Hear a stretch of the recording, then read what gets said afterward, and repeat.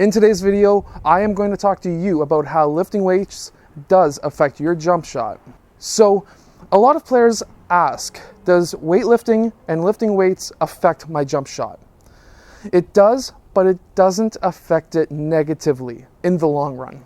So what I'm talking about is in the short term, you've just lifted weights, you've done all the bench press, you've done squats, you've done deadlifts, you've done everything. You get onto the basketball court, your legs feel weak, your arms feel weak, you get to the 3-point line, you shoot, and you airball. And you're like, okay, what gives? Okay, so yes, in the short term, lifting weights does affect your jump shot. It actually affects it quite a bit. However, if you give it an hour, maybe 2 hours, and you get onto the court afterwards, it actually hasn't affected it at all. That's why there's so many rumors that, oh, lifting weights, I can't shoot as far. Lifting weights, my elbow goes out, things like that. Those are all rumors because those are players who have worked out and they're going onto the basketball court right away. However, if you're a basketball player, the reasons why you would want to lift weights is you're going to be able to have a farther shot. You're going to be able to dribble the ball harder. You're going to be able to be faster, maybe jump higher than your opponent. All of this does affect your jump shot. If you work your triceps by doing tricep pull downs, by doing even push-ups, by doing bench press, all of that is tricep, and that is the muscle that really does affect your jump shot. That is one of the bigger muscles in how to be able to jump or be able to shoot the ball further. When you're doing lower body exercises, squats, deadlifts, whatever it may be, that affects your jump shot as well. Because a lot of your core and a lot of your lower body comes into being able to shoot the ball further. So, for example, you're getting ready for your shot, you've got your legs bent. That's your legs, that's your power behind your shot. And then your core, your nose is gonna be over top of your shoes to be able to shoot that shot from distance. Well, that's your core. And then your arms are a major part. The actual shooting motion, that's your tricep, that's your chest, that's your shoulder. Guess what? Your wrist also has to do with being able to shoot a jump shot. Your wrist is actually a huge part of shooting a jump shot.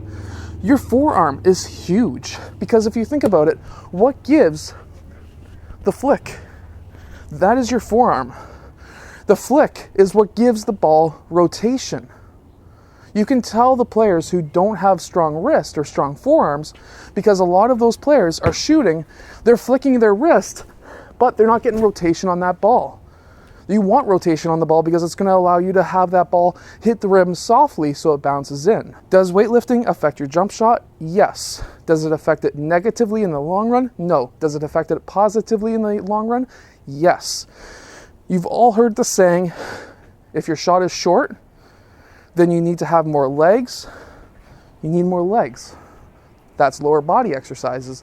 If your shot is too long, you're going to have more arc. Well, what is arc? That is going to be your wrist, because obviously you're going to be flicking the ball, but your tricep, your shoulder, your chest, that's going to give you the elevation on that shot. All of this affects your jump shot. Your core, again, is still huge. That's what's going to give you the springiness to be able to jump and to be able to shoot that ball further. So this all affects your jump shot. Now, the big major part. What muscle group affects the jump shot the most? I'm going to tell you right now, it's the legs. The legs are going to give you the power to be able to get that ball further. That's why younger players cannot shoot the ball further. It's because their legs are not very strong. Yes, they may look like they're strong and they're powering that ball up and they may be trying to chuck it like this.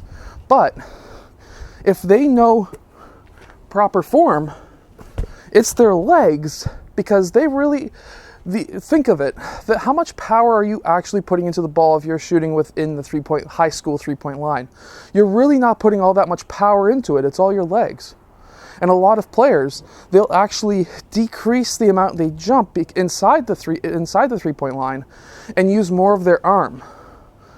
I'm actually telling you right now to use your legs as much as possible, because that's going to allow you to have that power behind your shot. You're going to be able to elevate higher than the player who's going to be able to block your shot.